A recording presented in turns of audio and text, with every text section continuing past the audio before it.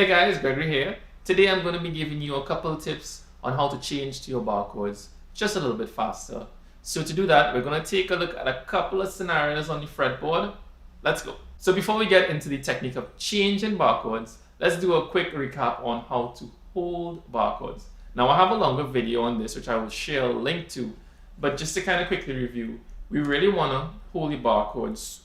The bar in a bar chord is really done with the thumb and the first finger mostly, and the hand tends to be kind of flat while these two fingers make a U shape like so, right? And we also want to make sure that that bar that we're creating is as vertical as the lines on the guitar. You don't want the finger to be at a slant in any way. You really want it straight, right? And the thumb must also be in a good position. You don't want the thumb too high or too low. It is just never really higher than the first finger. Okay, and you don't want the thumb too far away either. You really want it behind the bar. The thumb is going to give you the squeeze to hold the bar chord.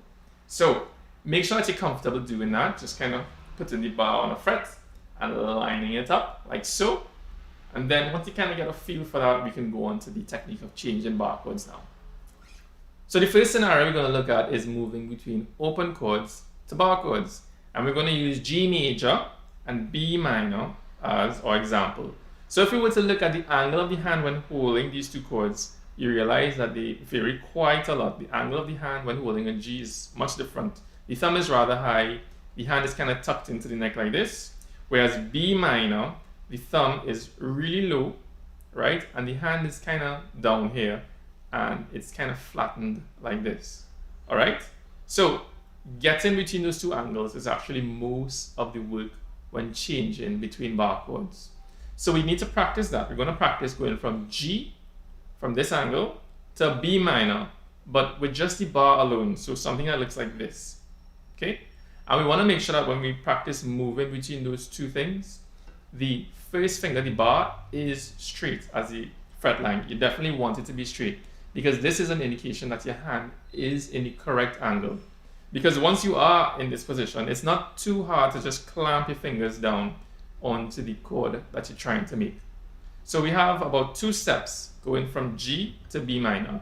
We have the first step, which is getting here, and the second step, which is putting the fingers down.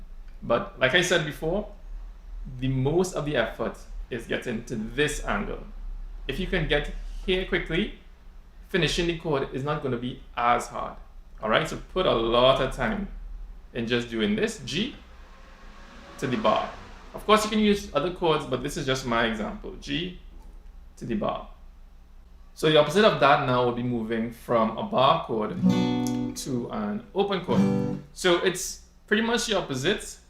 If you're not sure exactly what to do, just hold the chord you're trying to get to and kind of take a look at your hand to see how it feels and what it looks like. And you want to practice getting to that angle. If it's a G we go into, your hand is kind of tucked in here and it's probably a bit open out like this.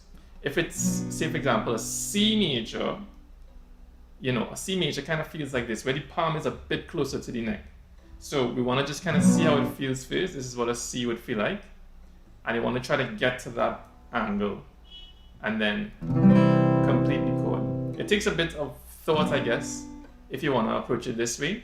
But it really does help to kind of think of the angle of the hand. So let's look at moving between bar chord shapes now. And the first example we're going to use is moving between this B minor, which is a A minor shape bar chord, to this F sharp, which is a E major shape bar chord. Okay? Now, obviously they look like the same shape. They're just one string apart.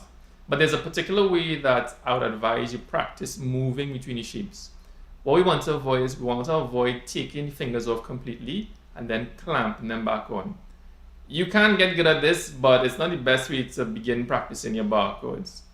What you really want to do, and I'll break it down for you, is if you were to take the first chord, which is the A minor shape bar chord, we want to strum the chord, then relax the fingers so that the fingers are no longer pressing the strings, still touching it, but they're just not pressing it down. And then we just kind of move the hand up to bring everything up one string, and then you press it down and strum again. So it's a slow type of practice we're going to do here.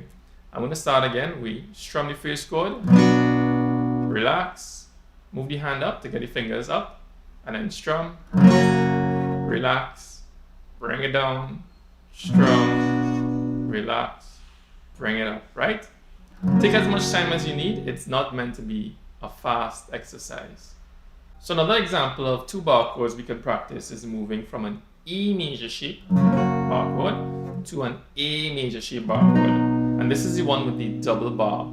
So starting from the E major shape bar chord, to get to the A major shape bar chord, it's going to be similar to our last example. We want to first, after playing the chord, relax the fingers. Now we don't need the pinky or the middle finger, so those will have to come off.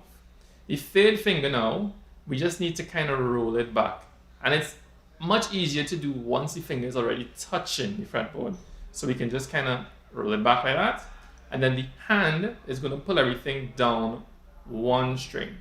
And it should just kind of get everything in line. And then we have our A major shape bar chord coming from the E. So we have the E major shape, relax, tug the 3rd finger back and pull everything down using the hand. And we have the shape. Once again, we want to try to avoid taking everything off and putting it back down. That is very inefficient. Okay? And if you wanted to come from the E major shape, going back to the E, it's quite the opposite. So if you were to play the chord, you want to relax the fingers. And the 3rd finger, once it is touching the fretboard, it's a bit easy to kind of get it to undo what happened there. I tend to imagine like I'm pushing the 3rd finger up against the string, and it just kind of naturally just kind of unkinks, I guess,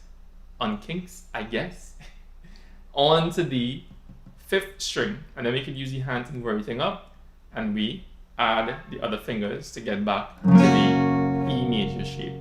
So practice everything in steps and slowly, and eventually it will all come together as one thing. So for the last example, we're going to take a look at moving bar chords horizontally across the fretboard. So we're going to use an A minor shape bar chord, and we're going to take this A minor shape bar chord, we're going to play it on the 2nd fret, and then we're going to play it on the 7th fret.